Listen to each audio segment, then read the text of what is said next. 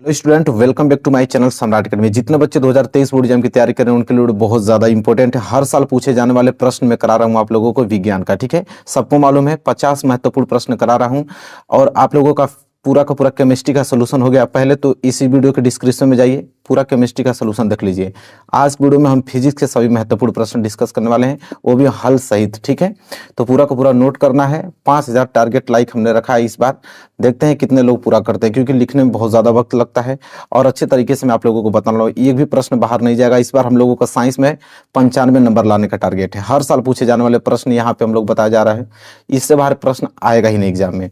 तो चलिए वीडियो को लाइक कर दो, चैनल पर नहीं तो चैनल को सब्सक्राइब कर लो। लेकिन पहले आप लोग इसी वीडियो के डिस्क्रिप्शन में जाओ, केमिस्ट्री का पहले देख लो वीडियो, इसके बाद आप लोग इसका देखना। ठीक है, फिजिक्स का। तो देखो पहला प्रश्न क्या है। देखो पहला प्रश्न बहुत ज्यादा इंपॉर्टेंट है। 2014 में, 15 में, 16 में, 17 में, 18 में, 19 में, 20 में, 21, 22 में, मतलब ये प्रश्न ऐसा है कि कोई इसको मतलब फिक्स रहता है। ये वाला प्रश्न जो है आप लोगों का फिक्स है, तो इसको याद ही करना आप लोगों को। ठीक है, कि निकट तथा दूरदृष्टि दोष क्या, दोष से आप क्या समझते हैं, किरण आरेख द्वारा समझाना है। ठीक है, निकट दृष्टि दोष क्या होता है, दूरदृष्टि दोष क्या होता है, ये पूछ रहा है। ठीक है, किरण आरेख द्वारा समझाना है। तो चलिए सबसे पहले हम लोग निकट दृष्टि दोष देखेंगे, इसके बाद दूरदृष्टि दोष देखेंगे। दोनों में से कोई ना कोई एक आता ही आता है। तो सबसे पहले हम लोग डालेंगे निकट दृष्टि दोष। और निकट दृष्टि दोष क्या होता है, बहुत सिंपल टॉपिक है कि निकट दृष्टि दोष वाले व्यक्ति को पास की वस्तु स्पष्ट दिखाई देती है, परंतु अधिक दूर की वस्तु स्पष्ट दिखाई नहीं देती हैं। अर्थात नेत्र का जो दूर बिंदु अनंत पर न होकर कम दूरी पर आ जाता है। ठीक है, कह रहा है कि देखिए निकट दृष्टि दोष है तो निकट की वस्तु स्पष्ट दिखाई देगी, परंतु दूर की वस्तु स्पष्ट दिखाई नहीं देगी। इसका कारण यह होता है कि नेत्र का जो दूर बिंदु होता है अनंत पर न होकर कहाँ जाता है, कम दूरी पे आ जाता है। ठीक है, और इस दोष के निम्नलिखित कारण हो सकते हैं, मतलब किस कारण की वजह से आपको निकट दृष्टि दोष हो सकता है वो देखने वाले हैं। तो देखो दो ही कारण होता है, या तो नेत्र लेंस की वक्रता बढ़ जाए जिससे उसकी फोकस दूरी क्या हो जाएगी, कम हो जाएगी। अगर ये कंडीशन होता है तब भी आपकी आंखों में निकट दृष्टि दोष होगा। या तो नेत्र लेंस और रेटिना के बीच की दूरी बढ़ जाए, मतलब नेत्र गोलक का क्या हो जाएगा, व्यास बढ़ जाएगा, तभी भी निकट दृष्टि दोष हो जाएगा। यही दो कारण से निकट दृष्टि दोष होता है। तो निकट दृष्टि दोष याद हुआ कि नहीं। निकट दृष्टि दोष में निकट की वस्तु स्पष्ट दिखाई देती है, परंतु दूर की वस्तु स्पष्ट दिखाई नहीं देती है। नेत्र का दूर बिंदु अनंत पर न होकर कहाँ जाता है, पास आ जाता है। बस यही चीज तो याद करना है। और दो कारण हो सकते हैं इसके, दोनों कारण हमने बता दिया। चित्र द्वारा समझाना, चित्र बना लेना। देखो ये आपकी आंखों में निकट दृष्टि दोष। निकट दृष्टि दोष में क्या होता है कि रेटिना के पहले ही प्रतिबिंब बन जाता है। ठीक है, और ये वाला बता रहा है कि अगर यहाँ पे आपका आंख बिल्कुल स्वस्थ है तो आपका प्रतिबिंब रेटिना पे बन रहा है। और ये वाला यह है कि अगर आपकी आंखों में दोष है तो कौन सा लेंस लगाओगे, तो यहाँ पे हम लोग लगाएंगे अवतल लेंस। और अवतल लेंस जैसे ही लगाएंगे तो देखो अवतल लेंस प्रकाश की किरणों को फैलाता है, तो पहले यहाँ पे प्रतिबिंब बन रहा था, जैसे ही अवतल लेंस लगाएंगे प्रकाश किरणों को फैलाकर सीधे रेटिना पे बना देगा। ठीक है, तो ये आप लोगों को किरण आरेख द्वारा समझाना था, तो किरण आरेख यही आप लोगों को बना देना है। ठीक है, अब देखो इसका निवारण भी पूछा है कि निवारण कैसे करेंगे, तो चलो निवारण देख लेते हैं। तो वही चीज निवारण में कि इस दोष को दूर करने के लिए उचित क्षमता के अवतल लेंस का प्रयोग करते हैं, बस आप लोगों को निवारण में लिख देना है। चलिए ये प्रश्न क्लियर हो गया। निकट दृष्टि दोष समझ में आ गया ना आप लोगों को, कोई दिक्कत नहीं होनी चाहिए। इसी के साथ हम बढ़ेंगे दूरदृष्टि दोष। अब देखो दूरदृष्टि दोष सेम वही टॉपिक आप लोगों का है कि इस दोष से पीड़ित व्यक्ति को दूर की वस्तु तो स्पष्ट दिखाई देती है, परंतु निकट की वस्तु स्पष्ट दिखाई नहीं देती है। यह दोष निम्नलिखित कारणों में से किसी एक कारण से हो सकता है। वही चीज, दूरदृष्टि दोष है तो दूर की वस्तु तो स्पष्ट दिखाई देगी, निकट की वस्तु स्पष्ट दिखाई नहीं देगी। दो कारण हो सकते हैं इसके। पहला तो नेत्र लेंस की वक्रता कम हो जाए जिससे उसकी फोकस दूरी बढ़ जाए। तो नेत्र लेंस की अगर वक्रता कम हो जा रही है किसी आंख की और उसकी फोकस दूरी बढ़ जा रही है, तब आपकी आंखों में दूरदृष्टि दोष पाया जाएगा। या तो नेत्र लेंस तथा रेटिना के बीच की दूरी क्या कर दिया, कम हो जाए। नेत्र लेंस और रेटिना के बीच की दूरी अगर कम हो जाती है, मतलब कि नेत्र जो गोलक का व्यास होता है वो कम हो जाएगा, तभी भी आप लोगों का दूरदृष्टि दोष हो जाएगा। इन्हीं दोनों कारणों में से किसी एक कारण से दूरदृष्टि दोष होता है। इसका हम लोगों को चित्र बनाना है, तो देखो दो ही चित्र बना लो। अगर आपकी आंखों में दूरदृष्टि दोष है तो रेटिना के पीछे यहाँ पे आपका प्रतिबिंब बनेगा, लेकिन जैसे ही यहाँ पे हम उत्तर लेंस लगाएंगे, उत्तर लेंस क्या करता है, प्रकाश की किरणों को बटोरता है, ठीक है, इकट्ठा करता है। तो पहले यहाँ काट रहा था, इसके आगे जैसे ही उत्तर लेंस लगाओगे प्रकाश किरणों को बटोर कर रेटिना पे काट देगा, मतलब आपका निवारण हो गया। निवारण करने के लिए हमने क्या किया है, तो इस दोष को दूर करने के लिए हमने उत्तर लेंस का प्रयोग किया है, ठीक है, बस यही टॉपिक है। तो देखो दूर दृष्टि दोष, निकट दृष्टि दोष, ये दोनों टॉपिक आप लोगों को समझ में आ गया होगा, ठीक है। तो ये प्रश्न बहुत ज्यादा इंपॉर्टेंट है और आपने देखा कि कितने बार पूछा गया था, ठीक है, तो इस बार भी पूछा जाएगा, तो इसको तैयार कर लें। दोनों में से एक प्रश्न 100% लिखित है क्या आता है। अब आपकी जिम्मेदारी बनती है कि आप कितना बार इसको पढ़ के कितना अच्छे तरीके से याद कर लेते हो, लेकिन आएगा तो 100%। चलो अगला क्वेश्चन बढ़ते हैं। देखो अगला प्रश्न very very most important question है, और इसको मतलब ये चैप्टर आपने नहीं पढ़ा था समझिए पूरी साइंस ही नहीं पढ़ा है आपने, कि ओम का नियम क्या है, इसके सत्यापन के लिए आवश्यक प्रयोग का वर्णन कीजिए। देखो 13 में, 14 में, 15 में, 18 में, 19 में, 22 में प्रश्न पूछा गया है। तो ओम का नियम क्या है सबको मालूम है, हर एक बच्चे को मालूम होगा जो क्लास 10th की तैयारी कर रहा है। तो चलिए देखते हैं ओम का नियम, सत्यापन भी देखने वाले हैं क्योंकि ये दीर्घ उत्तरीय प्रश्न है, ठीक है, 6 नंबर के लिए प्रश्न आते हैं। सबसे पहले आप हेडिंग डालोगे ओम का नियम। देखो ओम का नियम कहते हैं क्या है, कि ओम के नियम के अनुसार जब भौतिक अवस्थाओं जैसे ताप आदि समान रहे तो किसी चालक में प्रवाहित होने वाली धारा उसके सिरों के बीच विभवांतर के समानुपाती होता है।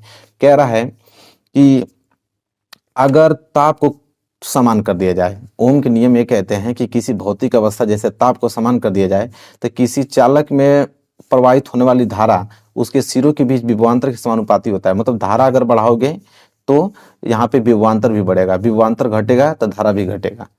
कब, जब किसी धारावाही चालक में अगर ताप टेम्परेचर अगर समान किए हो तो ये इनका कहने का मतलब है। अब आगे देखो क्या है, कि यदि किसी चालक के सिरों पर लगा विभवांतर V है, उसमें बहने वाली धारा I हो, तो विभवांतर यहाँ पे समानुपाती होता है धारा के। वही तो बोले हैं विभवांतर समानुपाती होता है धारा के, मतलब V समानुपाती होता है I के। अगर यहाँ हम बात करें V बराबर, अगर इस समानुपाती का चिन्ह हटाएंगे तो बराबर के चिन्ह लगाएंगे, उसके लिए यहाँ पे एक स्थिरांक आ जाता है, स्थिरांक गुणे I।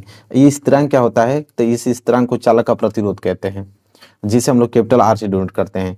जब हमको मालूम चल गया कि स्थिरांक प्रतिरोध है और प्रतिरोध कैपिटल R से डिनोट करते हैं, तो स्थिरांक की जगह R का वैल्यू रख देंगे, तो V बराबर क्या हो जाएगा, स्थिरांक की जगह जहाँ से R रखोगे तो R गुणे I हो जाएगा, मतलब V बराबर आर आई बन जाएगा। यहाँ से अगर मैं R निकालूं तो R बराबर V बटे I हो जाएगा, ठीक है, यहाँ तक। तो ये चीज़ समझ में आ गया आप लोगों को। चलिए आगे लिखेंगे उसमें कि अतः यह नियम यह भी बताता है कि किसी परिपथ में प्रतिरोध उसके सिरों के बीच विभवांतर तथा प्रवाहित धारा के अनुपात होता है। तो यही चीज़ तो निकला। देखिए ये नियम ये बताता है कि किसी परिपथ का जो प्रतिरोध R है वो विभवांतर और I का अनुपात बताता है। तो देखिए बता रहा है कि नहीं, बिल्कुल बता रहा है, ठीक है। और एक चीज यहाँ पे ऑब्जेक्टिव क्वेश्चन बनता है कि यदि हम विभवांतर तथा धारा में ग्राफ खींचें तो एक सरल रेखा आती है, ठीक है। ओम का नियम उन्होंने ये बताया था कि जब भी एक विभवांतर है और एक धारा के बीच अगर हम ग्राफ खींचेंगे तो वो हमेशा सीधी रेखा जाती है, ठीक है। तो ये पॉइंट भी आप लोगों को नोट करना है। देखो उसी के नीचे लिखोगे प्रतिरोध का मात्रक। तो देखो प्रतिरोध का मात्रक क्या होगा, विभवांतर का मात्रक बटे धारा का मात्रक, क्योंकि अभी हमने देखा क्या है कि R बराबर जो था वो था V अपान के I, यही तो था। तो R मतलब प्रतिरोध का मात्रक बराबर V मतलब विभवांतर का मात्रक अब बटे में धारा का मात्रक। तो प्रतिरोध का मात्रक ओम, विभवांतर का मात्रक वोल्ट, अब बटे में धारा का मात्रक एम्पियर, ठीक है। तो इसको हम वोल्ट प्रति एम्पियर भी कह सकते हैं, लेकिन इसे हम लोग ओम से प्रदर्शित करते हैं। किससे, ओम से, ठीक है। क्लियर हो गया।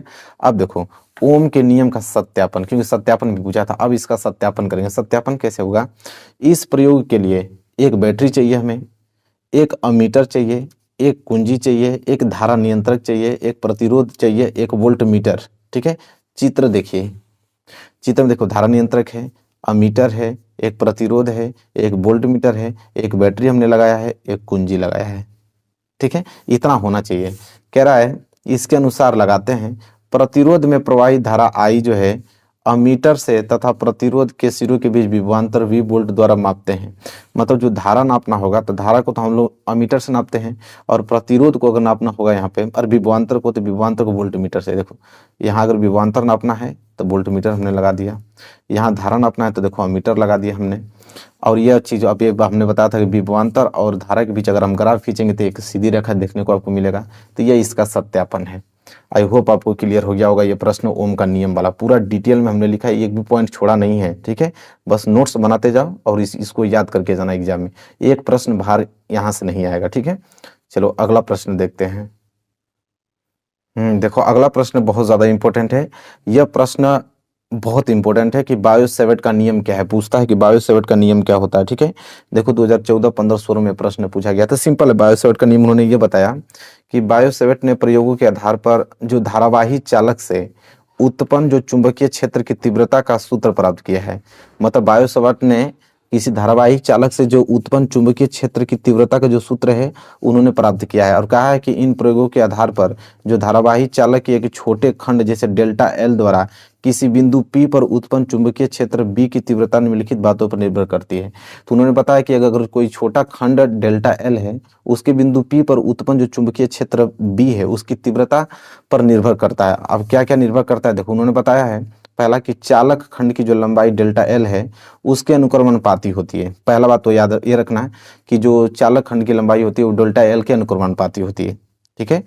जैसे मतलब बी जो है अनुक्रमणपाती होता है डेल्टा एल के, पहला नियम। दूसरा उन्होंने बताया कि जो चालक खंड में प्रवाहित धारा आई होता है वो अनुक्रमणपाती होता है, देखो बी जो है अनुक्रमणपाती होता है एल के, दूसरा। तीसरा उन्होंने बताया कि जो चालक खंड में बिंदु की दूरी आर होती है ना, वो आर के वर्ग के व्युत्क्रमानुपाती होती है। चालक खंड से बिंदु की दूरी जो आर के वर्ग के व्युत्क्रमानुपाती होता है, मतलब बी जो है वो व्युत्क्रमानुपाती होता है आर स्क्वायर के, ठीक है, उसके वर्ग के व्युत्क्रमानुपाती होता है। और चौथा उन्होंने बताया कि धारा की दिशा तथा बिंदु के बीच की कोण की ज्या का अनुक्रमानुपाती होता है, मतलब बी जो है अनुक्रमानुपाती होता है साइन थीटा के, जैसे यहाँ पे आप देख रहे हो, ठीक है। ये बायो-सेवर्ट का नियम है, ये आप लोगों का थीटा है, ये त्रिज्या आर है, ये डेल्टा एल है, इसमें प्रवाहित जो एल लंबाई है तार की, ठीक है, जा रही है। इसी पे उन्होंने 4 नियम दिया और चारों यहाँ पे हमने लिखा है। बी जो है अनुक्रमानुपाती होता है डेल्टा एल के, बी जो होता है लंबाई के अनुक्रमानुपाती होता है, बी जो होता है त्रिज्या के व्युत्क्रमानुपाती होता है, ठीक है, उसके वर्ग के व्युत्क्रमानुपाती, और बी जो होता है वह अनुक्रमानुपाती होता है साइन थीटा के, मतलब उसके बीच के जो कोण है उसके अनुक्रमानुपाती होता है। तो देखो यही 4 नियम था। तो बायो-सेवर्ट का नियम समझ में आ गया आप लोगों को, कितना सिंपल टॉपिक है, और इसको एकदम रट जाना है आप लोगों की, क्योंकि इंपॉर्टेंट है, ये एग्जाम में आएगा 100%। चलिए अगले प्रश्न की तरफ बढ़ते हैं। अगला देखो फैराडे का नियम, ये आप लोगों का दीर्घ उत्तरीय प्रश्न है, ठीक है, 6 नंबर के लिए प्रश्न पूछा जाता है, वेरी वेरी मोस्ट इंपोर्टेंट है। 2014, 15, 16, 17 में नहीं, 18 में, 19 में, 20 में प्रश्न पूछा गया है। फैराडे का पूछता है कि फैराडे के विद्युत चुंबकीय प्रेरण के नियम लिखिए और प्रेरित विद्युत धारा की दिशा ज्ञात करने के संबंध में फ्लेमिंग का नियम भी लिखना है। बहुत ही इंपॉर्टेंट क्वेश्चन है, इस पे आप स्टार बना लो, इस क्वेश्चन को नोट कर लो, याद कर लेना किसी कीमत पे, ठीक है। चलिए देखते हैं फैराडे का नियम क्या होता है। तो लिखेंगे कि फैराडे के विद्युत चुंबकीय प्रेरण संबंधित 2 नियम हैं। 2 नियम उन्होंने दिया, एक प्रथम नियम, एक द्वितीय नियम। देखिए प्रथम नियम में उन्होंने ये बताया कि जब किसी बंद कुंडली में से होकर जाने वाली चुंबकीय बल रेखाओं, जिसे चुंबकीय फ्लक्स में परिवर्तन होता है, तो उस कुंडली में प्रेरित विद्युत वाहक बल उत्पन्न होता है, तो केवल उसी समय तक रहता है जब तक चुंबकीय फ्लक्स में परिवर्तन होता रहता है। देखिए क्या कहना चाह रहा है, समझिए। कह रहा है कि जब किसी बंद कुंडली में से होकर कोई चुंबकीय बल रेखाएं परिवर्तन हो रही है, ठीक है, कोई बंद कुंडली है उसमें से अगर चुंबकीय बल रेखाएं जा रही हैं तो वह कुंडली में प्रेरित विद्युत वाहक बल उत्पन्न करेंगी, और यह केवल उसी समय तक रहेगा जब तक चुंबकीय बल में क्या होता रहेगा, परिवर्तन होता रहेगा। परिवर्तन रुक जाएगा तो यहाँ पे वह बल उत्पन्न होना भी बंद हो जाएगा। उन्होंने ये बताया पहला नियम। और द्वितीय नियम उन्होंने यह कहा द्वितीय नियम में कि किसी चुंबकीय में उत्पन्न प्रेरित विद्युत वाहक बल का जो परिमाण कुंडली में से होकर जाने वाली बल रेखाओं की संख्या के परिवर्तन के दर के अनुक्रमानुपाती होता है। कह रहा है कि किसी चुंबकीय में जो विद्युत वाहक बल उत्पन्न हो रहा है तो उसका कुंडली में से होकर जाने वाली जो बल रेखाओं की संख्या है उसके परिवर्तन के क्या होता है, अनुक्रमानुपाती होता है, देखिए उसके संख्या के। तो ये द्वितीय नियम है। तो देखो प्रथम नियम और द्वितीय नियम, 2 नियम उन्होंने फैराडे के चुंबकीय प्रेरण नियम दिया था, दोनों नियम बता दिया।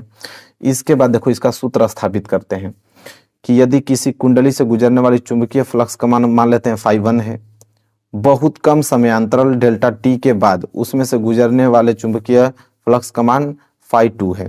कह रहा है कि चुंबकीय फ्लक्स का मान हमने φ1 माना, हमने कहा कि डेल्टा टी समय के लिए वहां पे चुंबकीय फ्लक्स का मान गुजर रहा है जो कि हमने माना है कि φ2।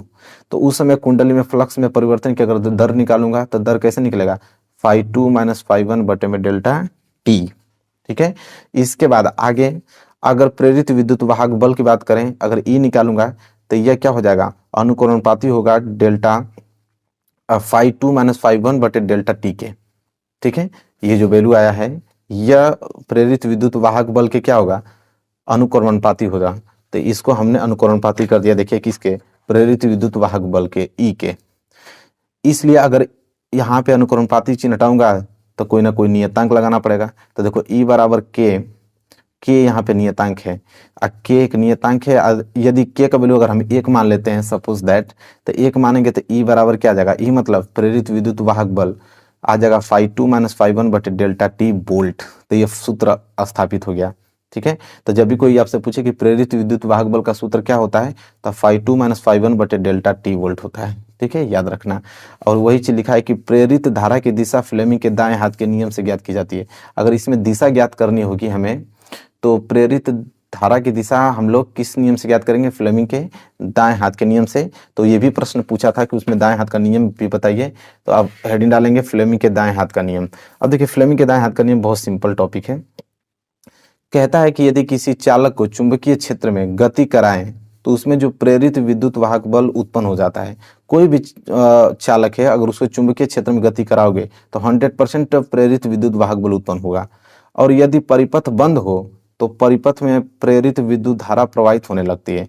अगर परिपथ बंद होगा तो इसमें विद्युत धारा क्या होने लगेगी, प्रवाहित होने लगेगी। ठीक है, जिसकी दिशा को हम फ्लेमिंग के दाएं हाथ वाले नियम से ज्ञात करते हैं। और उसकी दिशा ज्ञात करना होगा तो हम फ्लेमिंग के दाएं हाथ का नियम करेंगे। दाएं हाथ का नियम क्या कहता है उसको नोट करो। देखो इस नियम के अनुसार फ्लेमिंग के दाएं हाथ का नियम कहता है कि यदि हम अपने दाएं हाथ की तर्जनी, मध्यमा अंगुली तथा अंगूठे को इस प्रकार लंबवत फैलाएं, देखिए ये वाला ये चीज कह रहे हैं। ठीक है, इस प्रकार लंबवत हम लोग फैलाएं। ठीक है, कि यदि तर्जनी अंगुली चुंबकीय क्षेत्र की दिशा को और अंगूठा जो है चालक की गति की दिशा में संकेत करे, तो जो मध्य वाली अंगुली होगी वो विद्युत धारा की दिशा प्रदर्शित करेगी। जब भी हमें विद्युत धारा की दिशा ज्ञात करने होगा तो हम लोग दाएं हाथ, अपना दाएं हाथ को फैलाएंगे और यहाँ पे जो बीच वाली अंगुली होगी ये वाली, ये हम लोग धारा की दिशा को प्रदर्शित कराएगी। इसी से हम लोग धारा की दिशा ज्ञात करेंगे। ठीक है, ये तर्जनी अंगुली तो चुंबकीय क्षेत्र को, ये अंगूठा जो है चालक की गति को डिनोट करता है।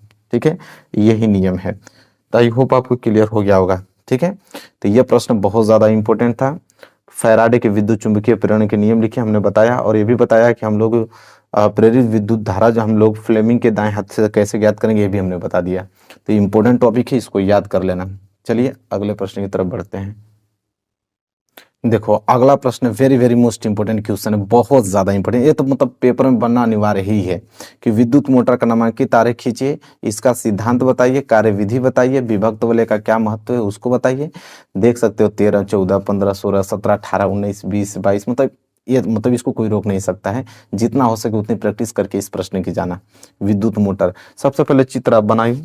तो देखो चित्र में बना के लेके आया हूँ, चित्र दिख रहा है आप लोगों में, ये वाला चित्र है। आप स्क्रीनशॉट पहले ले लो, इसी चित्र पे सब कुछ डिस्कस होगा। यही आप लोगों का विद्युत मोटर का चित्र बना है। ठीक है, और हम लोग एक एक करके पहले विद्युत मोटर होता है क्या उसको जानेंगे। देखो विद्युत मोटर एक ऐसा साधन है जो विद्युत ऊर्जा को यांत्रिक ऊर्जा में बदलता है। मोटर मतलब जो पंखा चलता है, पंखा मोटर लगा होता है, उसमें हम लोग पहले विद्युत ऊर्जा देते हैं, फिर वो यांत्रिक ऊर्जा में हवा में परिवर्तन करके हमें हवा देता है। ठीक है, तो विद्युत मोटर तो समझ में आ गया। देखो सिद्धांत इसका क्या है कि जब किसी कुंडली को चुंबकीय क्षेत्र में रखकर उसमें धारा प्रवाहित की जाती है तो कुंडली पर एक बल युग्म कार्य करने लगता है जो कुंडली को उसकी अक्ष पर घुमाने का प्रयास करता है। यदि कुंडली अपने अक्ष पर घूमने के लिए स्वतंत्र हो तो वो घूमने लगती है।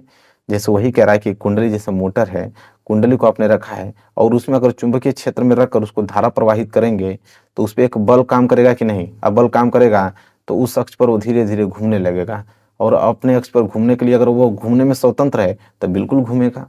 ठीक है, तो यह सिद्धांत है। क्लियर हो गया। देखो कार्य विधि इसका देखेंगे कि इसका कार्य विधि कैसे काम करता है। लिखेंगे कि जब बैटरी से कुंडली में विद्युत धारा प्रवाहित करते हैं, बैटरी से हम लोग कुंडली में विद्युत धारा प्रवाहित करेंगे तो फ्लेमिंग के बाएं हाथ के नियम से कुंडली की भुजाओं AB तथा CD पर बराबर परंतु विपरीत दिशा में दो बल कार्य करने लगते हैं। AB तथा CD क्या है, ये वाला, ये ए बी और ये आपका सी डी, इस पे बराबर दो बल कार्य करने लगते हैं, ठीक है, परंतु विपरीत दिशा में दो बल कार्य करने लगते हैं।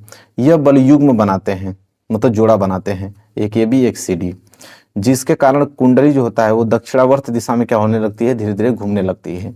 कुंडली के साथ उसके सिरों पर लगे जो विभक्त वलय भी क्या होने लगते हैं, घूमने लगते हैं, ठीक है। विभक्त वलय, ये जो आप लोगों को वलय आपको दिखाई दे रहा है, विभक्त वलय भी धीरे धीरे क्या होने लगता है, घूमने लगता है। इस विभक्त वलयों की सहायता से धारा की दिशा इस प्रकार रखी जाती है कि कुंडली पर बल लगातार एक ही दिशा में क्या करे, कार्य करे, मतलब एक ही दिशा में क्या करे, वो घूमता ही रहे, बस सिंपल। इसी तरह मोटर आप लोगों का, अरे वो जो आप लोगों का विद्युत मोटर होता है वो घूमता है इसी प्रकार, ठीक है। तो ये कार्य विधि आपको समझ में आ गया। और प्रश्न में हमसे पूछा था कि विभक्त वलय का क्या महत्व है, तो हम लोग विभक्त वलय का क्या महत्व है वो भी देखने वाले हैं। देखो विभक्त वलय का महत्व, देखो विभक्त वलय का कार्य जो होता है ना, कुंडली में प्रवाहित धारा की दिशा को बदलना होता है, वो दिशा को बदल देता है विभक्त वलय। जब कुंडली देखो आधा चक्कर पूर्ण कर लेती है तो विभक्त वलयों को ब्रूसों से संपर्क समाप्त हो जाता है। जैसे आधा चक्कर इस तरह कुंडली आप लोगों की घूमेंगी तो ब्रूसों से उसका संपर्क समाप्त हो जाएगा, और विपरीत दिशा में ब्रूसों से संपर्क क्या होता है, उसका जुड़ जाता है। और इसके फलस्वरूप कुंडली में जो धारा की दिशा होती है वो सदैव इस प्रकार बनी रहती है कि कुंडली एक ही दिशा में घूमती रहे, लगातार चलती रहे, ठीक है। तो ये प्रश्न क्लियर हो गया, इतना ही आपको लिखना है। ये चित्र बना लेना और जो लिखवाया हूं उसको लिखना ना, कितनी हेडिंग लिखना है अभी बता देता हूं। देखो विद्युत मोटर, पहले विद्युत मोटर उतारोगे, इसका सिद्धांत उतारोगे, इसके बाद कार्य यहाँ पे विधि उतारोगे, इसका पूरा दिख रहा है, फिर आप उतारोगे विभक्त वलय का महत्व। अब जाके ये कंप्लीट हुआ। 6 नंबर के लिए प्रश्न आते हैं, दीर्घ उत्तरीय प्रश्न है। चलो अगला प्रश्न देखते हैं। देखिए मेरे प्यारे विद्यार्थी, यह प्रश्न very very most important question, इन्हीं दोनों में से तो प्रश्न आता है, या तो विद्युत मोटर दे दे या तो विद्युत जनित्र दे दे। देख रहे हो 15, 16, 17, 18, 19, 20, 22, या तो विद्युत मोटर देगा या तो विद्युत जनित्र, लेकिन देगा 100%। तो देखो प्रश्न यह है कि नामांकित आरेख खींचकर किसी विद्युत जनित्र का सिद्धांत तथा कार्य विधि स्पष्ट कीजिए। नामांकित आरेख, तो इसका सिंपल होता है, देखो पहले मैं चित्र दिखा देता हूँ। ये चित्र पहले बना लो आप, ठीक है। ये चित्र दिख रहा है आप लोगों को, स्क्रीनशॉट ले लो, ये चित्र आप इसको पहले बना लो। यही आप लोगों का विद्युत जनित्र, जनित्र मतलब समझ रहे हो, जनरेटर, जनरेटर की बात हो रहा है, ठीक है, उसी को जनित्र कहते हैं। तो चलो सबसे पहले हम लोग देखेंगे कि विद्युत जनित्र होता क्या है। जनरेटर, जनरेटर देखे ना शादी विवाह में जो जनरेटर यूज किए जाते हैं उसी को तो जनित्र बोला जाता है, और इसी को डायनेमो भी बोला जाता है। डायनेमो का सिद्धांत पूछेगा तो समझ लेना कि जनरेटर की बात हो रही है, विद्युत जनित्र की ही बात हो रही है, ठीक है। तो या डायनेमो पूछे या तो विद्युत जनित्र, दोनों में कंफ्यूज मत होइएगा। तो विद्युत जनित्र या डायनेमो वह यंत्र है जो यांत्रिक ऊर्जा को विद्युत ऊर्जा में बदलता है। बिल्कुल यांत्रिक ऊर्जा, पहले हम लोग इसको हाथ से चालू करते हैं तब तो जाके यह चालू होकर विद्युत ऊर्जा देता है, लाइट वगैरह जलता है। तो यांत्रिक ऊर्जा को विद्युत ऊर्जा में बदलता है। और विद्युत जनित्र जो होता है ना, विद्युत चुंबकीय प्रेरण के सिद्धांत पर काम करता है। अभी मोटर हमने देखा तो मोटर किस पे काम कर रहा था, फ्लेमिंग के बाएं हाथ के नियम पे, और यह विद्युत जनित्र है। और जनरेटर किस पे काम करता है, तो चुंबकीय प्रेरण के सिद्धांत पे काम करता है। चलिए अब हम देखेंगे सिद्धांत। सिद्धांत देखेंगे कि जब किसी बंद कुंडली को चुंबकीय क्षेत्र में तेजी से घुमाने पर उसमें से गुजरने वाली चुंबकीय फ्लक्स रेखाओं में निरंतर परिवर्तन होता रहता है। कह रहा है कि कोई अगर कोई बंद कुंडली है और उसमें चुंबकीय क्षेत्र में तेजी से अगर घुमा रहे हो तो चुंबकीय फ्लक्स में जो गुजरने वाली रेखा होगी वो निरंतर परिवर्तित होती रहेगी, ठीक है, जिसके कारण कुंडली में एक प्रेरित विद्युत वाहक बल उत्पन्न होगा। और वाह्य परिपथ व कुंडली में प्रेरित विद्युत धारा बहने लगती है। अतः कुंडली को घुमाने में व्यय यांत्रिक ऊर्जा विद्युत ऊर्जा में परिवर्तन हो जाता है। जितना ज्यादा घुमाओगे, जितना यांत्रिक ऊर्जा उसमें खर्च होगा, यही यांत्रिक ऊर्जा किसमें कन्वर्ट हो जाता है, विद्युत ऊर्जा में कन्वर्ट हो जाता है, ठीक है। तो ये इसका सिद्धांत है। देखो सिद्धांत हमने बहुत अच्छे से लिखा है, पूरा का पूरा दिख रहा है, यहां से लेकर यहां तक नोट कर लो, ये सिद्धांत है। अब कार्य विधि देखेंगे, कार्य कैसे करता है। तो इसका कार्य बहुत इंपॉर्टेंट है, ठीक है। तो आराम से एक एक पॉइंट इसका कार्य देखना है, ठीक है, बड़ा है इसका कार्य, ठीक है, कई स्टेप में इसके कार्य होते हैं। जैसे पहला चित्र में, अब चित्र देखो, यहाँ पे चित्र देख लो, ये चित्र है, ठीक है। चित्र में दिखाए अनुसार कुंडली चुंबकीय क्षेत्र के समांतर होती है। देखो कुंडली जो है चुंबकीय क्षेत्र के समांतर होती है, देखिए समांतर लगी हुई है कुंडली, ठीक है। इसके बाद अर्थात इस समय उत्पन्न प्रेरित विद्युत वाहक बल तथा धारा शून्य होगी। जिस समय समांतर लगी है कुंडली चुंबकीय, उस समय जो प्रेरित विद्युत वाहक बल होगा या धारा होगा उस समय शून्य होगा। ठीक है। दूसरा पॉइंट यह है कि जैसे जैसे कुंडली दक्षिणावर्त दिशा में घूमती है, उसमें से होकर गुजरने वाली चुंबकीय बल रेखाओं या फ्लक्स का मान क्या होता है, बढ़ता है। जैसे जैसे कुंडली दक्षिणावर्त में घूमेगी तो समझ लीजिए उसमें से जो चुंबकीय बल रेखा होगी उसका मान निरंतर क्या होगा, बढ़ता जाएगा। ठीक है। कह रहा है कि तथा प्रेरित विद्युत वाहक बल तथा प्रेरित धारा उत्पन्न होगी। जैसे जैसे घूमेगा तो उसमें विद्युत वाहक बल और प्रेरित धारा उत्पन्न होती जाएगी, जिसकी दिशा हम फ्लेमिंग के दाएं हाथ वाले नियम से ज्ञात की जा सकती है। मतलब उसका अगर दिशा ज्ञात करना होगा तो हम लोग वहां पे फ्लेमिंग के दाएं हाथ का नियम लगाएंगे। वाय परिपथ में इसकी दिशा यक्स से वाई की ओर होती है। अगर बाहरी परिपथ में देखा जाए तो इसकी दिशा कहाँ होती है, यक्स से वाई की ओर। यक्स से वाई का मतलब यहाँ चीज देखो, यक्स से वाई की ओर दिशा होती है। ठीक है, ऐसे ऐसे जाता है। ठीक है। जब कुंडली उसी दिशा में घूमते हुए ऊर्ध्वाधर भुजा ए बी ऊपर की ओर तथा सी डी नीचे हो जाती है तो प्रेरित विद्युत वाहक बल धारा का अधिकतम होती है। उस समय जो विद्युत वाहक बल होता है बहुत अधिकतम होता है और इस बीच 0 से 90 डिग्री घूमी होती है। कह रहा है कि जैसे वो भुजा ए बी ऊपर की तरफ बढ़ेगा और सी डी नीचे की तरफ बढ़ेगा तो प्रेरित विद्युत वाहक बल जो होगा उस समय धारा का मान सबसे अधिक होगा और 0 से लेकर 90 डिग्री तक वो क्या होती है, घूम जाती है। ठीक है, ये कहना चाह रहा है। तीसरा पॉइंट में लिखोगे कि कुंडली के और अधिक घूमने पर, कुंडली जैसे जैसे और घूमेगी, कुंडली से गुजरने वाला जो चुंबकीय फ्लक्स का मान होगा वो कम हो जाता है। जैसे जैसे कुंडली घूमेगी तो चुंबकीय फ्लक्स का मान धीरे धीरे क्या होता है, कम होता है। तथा कुंडली के क्षैतिज होने पर, कुंडली जब क्षैतिज रेखा में आ जाती है मतलब सीडी के स्थान पर ए बी आ जाता है और ए बी के स्थान पर जैसे सीडी आ जाता है इस तरह घूम के क्षैतिज हो जाएगा। ठीक है। तो उस समय प्रेरित विद्युत वाहक बल जो होगा, विद्युत धारा धीरे धीरे कम होकर शून्य हो जाती है और कुंडली इस बीच कितना 90 से लेकर 180 डिग्री तक क्या हो जाती है, घूम जाती है। ठीक है। चौथा पॉइंट लिखोगे कि कुंडली को और घुमाने पर उसमें से गुजरने वाली जो चुंबकीय फ्लक्स का मान फिर से बढ़ना शुरू हो जाता है। अब फिर घुमाने लगोगे तो फिर उसका मान धीरे धीरे बढ़ना चालू होगा। परंतु इस समय यदि धारा की दिशा फ्लेमिंग के दाएं हाथ से ज्ञात की जाए तो वह दिशा जो दूसरी कंडीशन में थी उसकी तुलना में विपरीत दिशा में होगी तथा वाय परिपथ में यक्स से वाई की ओर प्रवाहित होगी और कुंडली के जो ऊर्ध्वाधर भुजा होगी, ऊर्ध्वाधर भुजा सी डी ऊपर और ए बी कहाँ जाएगी, नीचे की ओर हो जाएगी। और उस समय होने पर जो प्रेरित विद्युत वाहक बल होगा, विद्युत धारा अधिकतम होगा और उस समय कुंडली जानते हैं कितना घूमी होती है, 180 से लेकर 270 डिग्री तक घूम जाती है। ठीक है। और इसके बाद लास्ट पॉइंट है कि यदि कुंडली की ओर घुमाया जाए, यदि कुंडली को इसी प्रकार और घुमाया जाए तो जिससे कि वह दिशा पहला कंडीशन जो था उसकी स्थिति में हो तो प्रेरित विद्युत वाहक बल तथा प्रेरित विद्युत धारा का मान कुंडली के क्षैतिज होने पर क्या हो जाता है, शून्य हो जाता है। ठीक है। यहाँ तक पूरा हमने इसका क्रिया विधि समझा दिया और ये इसका फिगर है विद्युत जनित्र का। ठीक है, नोट कर लो। अब जाके यह प्रश्न कंप्लीट हुआ जो कि बहुत ज्यादा इंपॉर्टेंट है। चलिए अगले प्रश्न की तरफ बढ़ते हैं। देखिए अगला प्रश्न, यह प्रश्न सत्यापन के लिए आता है, बहुत ज्यादा इंपॉर्टेंट है। ठीक है, यह प्रश्न सत्यापन के लिए पूछा जाता है कि श्रेणी क्रम में अगर 3 प्रतिरोधों को जोड़ा जाता है तो इस संयोजन के समतुल्य प्रतिरोध का सूत्र ज्ञात कीजिए। देख रहे हो 15 में, 16 में, 17 में, 19 में, 22 में प्रश्न पूछा गया है। पूछता है ना कि प्रतिरोधों को अगर हम श्रेणी क्रम में जोड़ेंगे तो उसका तुल्य प्रतिरोध का फॉर्मूला बताइए, और हमेशा आता है। ठीक है, एक श्रेणी क्रम आता है, एक समांतर क्रम में, तो दोनों देखने वाले। पहले हम लोग श्रेणी क्रम में देखेंगे। देखो इसको थ्योरी होती है, लिखना पड़ता है। सबसे पहले आप ये फिगर बनाओगे, जैसे जैसे बता रहा हूँ वैसे नोट करोगे, पूरा नोट हो जाएगा। पहले आप ये फिगर बनाओगे, यहाँ पे 3 प्रतिरोध देखो R1, R2, R3, ये तीनों किस क्रम में लगे हुए हैं, श्रेणी क्रम में लगे हुए हैं।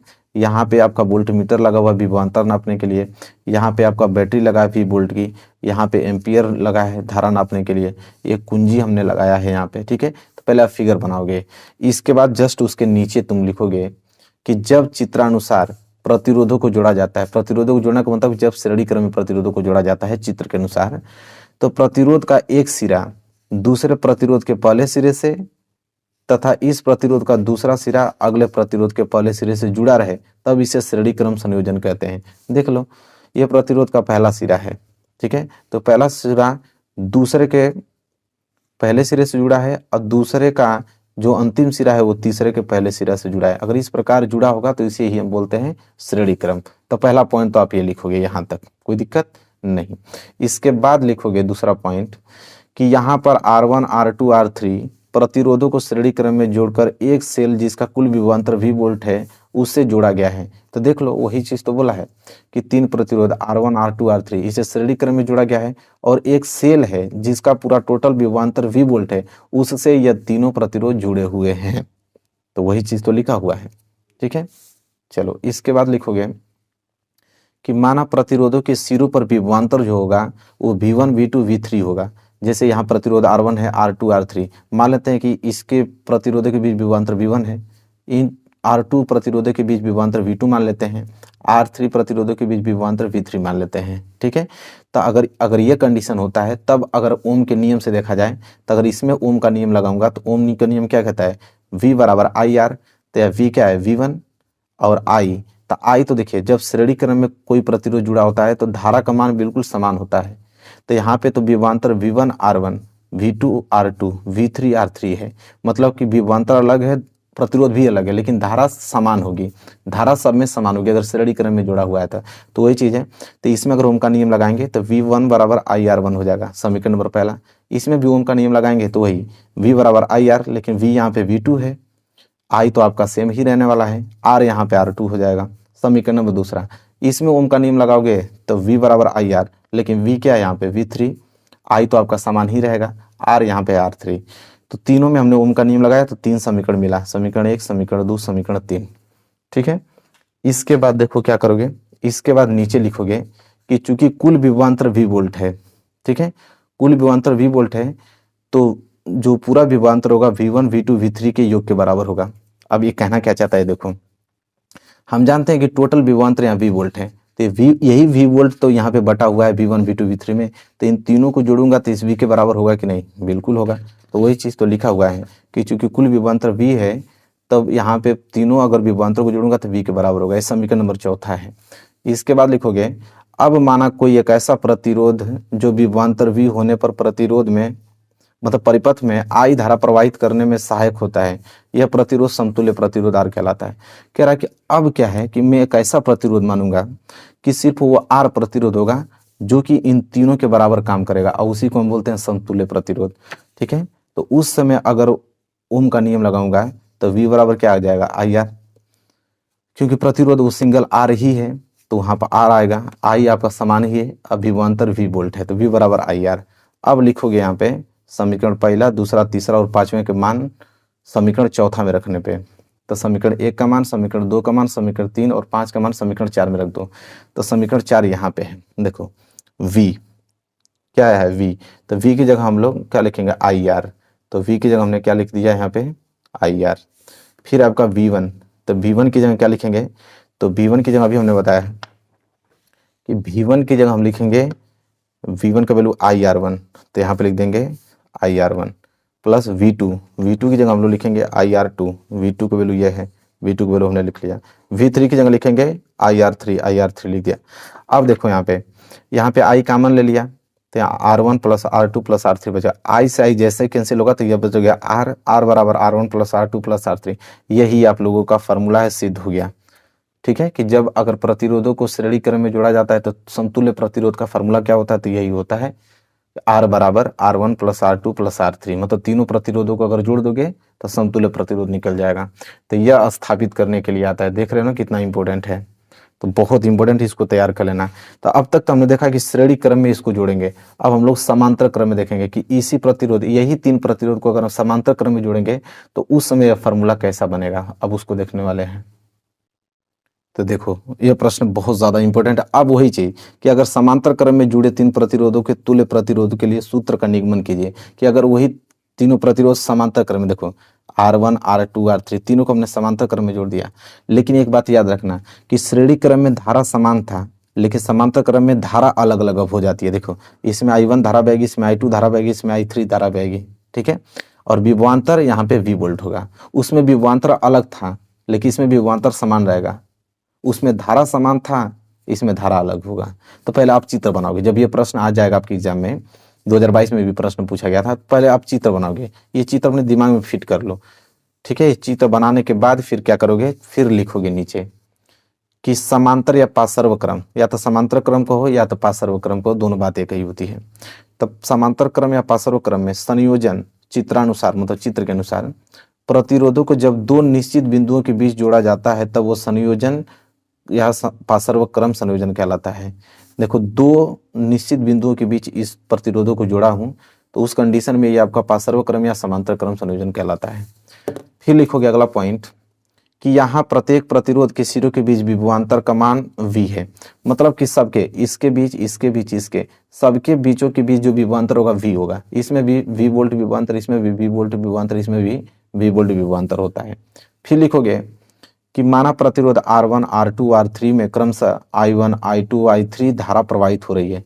तो वही तो चीज़ है, R1 में I1 धारा प्रवाहित हो रही है, R2 में I2 धारा प्रवाहित हो रही है, R3 में I3 धारा प्रवाहित हो रही है।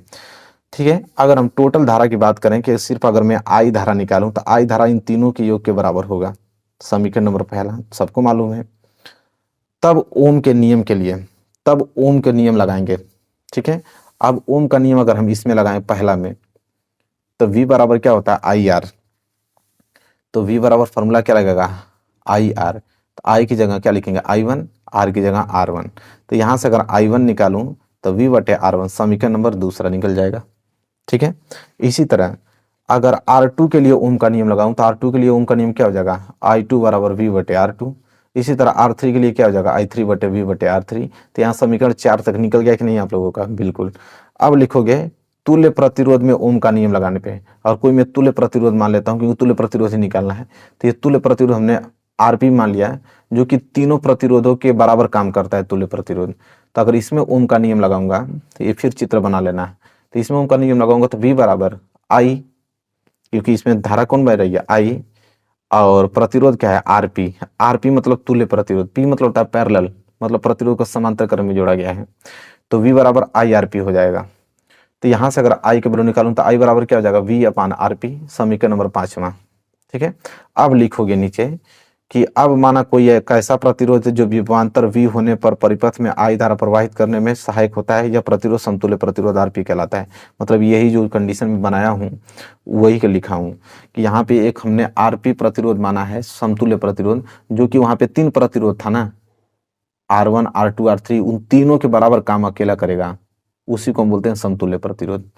अब करना क्या, बस लिखोगे एक समीकरण पहला, दूसरा, तीसरा, चौथा और छठवां से, 5वां से I वाला, ये तो फॉर्मूला सबको मालूम है, अभी हमने समीकरण देखा है कि I जो होता है I1 प्लस I2 I3 के बराबर होता है। ठीक है। तो अगर इसमें अगर वैल्यू लिखूं I का, अब देखो तो I बराबर क्या होगा, V बटे RP। तो I का वैल्यू हमने क्या लिखा, V बटे RP। I1 का वैल्यू अभी हमने देखा है कि I1 का वैल्यू कितना था, V बटे R1। I2 का वैल्यू हमने निकाला था V बटे R2। I3 का वैल्यू अभी हमने निकाला था V बटे R3। तो यहाँ पे यह कंडीशन होगा कि अगर V कॉमन इसमें ले लूंगा तो यहाँ तो बच जाएगा 1 बटे R1, 1 बटे R2, 1 बटे R3। तो V से V जैसे कैंसिल करूंगा तो ऊपर बच गया 1, नीचे बच गया RP। तो 1 बटे RP बराबर 1 बटे R1, 1 बटे R2, 1 बटे R3। ये आप लोगों का फॉर्मूला निकल गया। तो इससे यह कंक्लूजन निकला कि जब 3 प्रतिरोधों को हम लोग समांतर क्रम में जोड़ते हैं तो उस समय समतुल्य प्रतिरोध होता है 1 बटे RP बराबर 1 बटे R1 प्लस 1 बटे R2 प्लस 1 बटे R3। इसी तरह बढ़ता जाएगा, जितना प्रतिरोध आप लगाते जाओगे आप इंक्लूड करते जाना। ठीक है। चलिए, आई होप आपको क्लियर हो गया है दोनों, कि जब श्रेणी क्रम में जोड़ते हैं तो समतुल्य प्रतिरोध कैसे निकलता है, समांतर क्रम में जोड़ते हैं तो समतुल्य प्रतिरोध कैसे निकलता है। ये दोनों टॉपिक बहुत ज्यादा इंपॉर्टेंट है। चलो अब अगला प्रश्न देखते हैं। देखो अगला प्रश्न वेरी वेरी मोस्ट इंपोर्टेंट प्रश्न है। ठीक है। देखो इस प्रश्न की बात करें तो यह 2022 में प्रश्न पूछा गया था, 21 में भी यह प्रश्न पूछा गया था। ठीक है। यह प्रश्न बहुत ज्यादा, 21 में तो प्रमोशन हो गया था तभी पेपर में यह प्रश्न आया था। ठीक है। और 20 में यह प्रश्न पूछा गया था कि ओजोन क्या है तथा यह किसी परितंत्र को किस प्रकार प्रभावित करता है। तो चलिए देखते हैं ओजोन होता क्या है। ठीक है। पर्यावरण चैप्टर से लिया गया है, 4 नंबर के लिए प्रश्न आते हैं। देखिए ओजोन जो है वो ऑक्सीजन का एक अपरूप है, और इसका जो एक अणु ऑक्सीजन के 3 परमाणुओं से मिलकर बना होता है। इसका अणु सूत्र O3 होता है। जैसे देखो O2 जो है परावैगनिक किरणें हैं। देखो O2 जो है वो ऑक्सीजन से मिलकर बना है, लेकिन अगर O2 के साथ एक ऑक्सीजन और जुड़ जाए तो वो ओजोन बना लेता है। ठीक है। तो वही बोला है कि ओजोन ऑक्सीजन का एक अपरूप होता है, इसका जो एक अणु होता है वो ऑक्सीजन के 3 परमाणु से मिलकर बना होता है। ठीक है। और लिखोगे कि ओजोन जो है पृथ्वी की सतह पर एक आवरण बनाती है जो पराबैंगनी किरणों से क्या होती है, बचाती है। जो पराबैंगनी विकिरण आती है ओजोन परत उसको क्या करता है, बचाता है, पृथ्वी पे आने से रोकता है। और यह पराबैंगनी विकिरण हमारे लिए बहुत हानिकारक है। इस प्रकार यह परितंत्र को क्या करता है, नष्ट होने से हमें क्या करता है, बचाता है। तो आई होप आपको क्लियर हो गया होगा। इतना छोटा आंसर है, लिखोगे पूरे के पूरे 4 नंबर आपको मिलेंगे, इंपॉर्टेंट है। तो देखो हमने पूरे के पूरे यहाँ पे फिजिक्स के भी इंपॉर्टेंट बता दिया, केमिस्ट्री का हमने बता रखा है, इसी वीडियो के डिस्क्रिप्शन में जाके देख लेना, पहले उसको देख लो फिर इसके बाद देखो। अगला वीडियो कल फिर आएगा, वो बायोलॉजी का होगा, फिर इसके पूरा साइंस खत्म। इसके बाद साइंस में कुछ पढ़ने की जरूरत नहीं है, न्यूमेरिकल करा दूंगा, फिर पूरा का पूरा आप लोगों को तैयार। याद करो, एग्जाम में जाओ, लिखो, नंबर अच्छे लेके आओ। तो वीडियो को लाइक कर दो, चैनल पर नए तो चैनल को सब्सक्राइब करके बेल आइकन को प्रेस कर लो। मिलेंगे नेक्स्ट वीडियो में, तब तक के लिए धन्यवाद।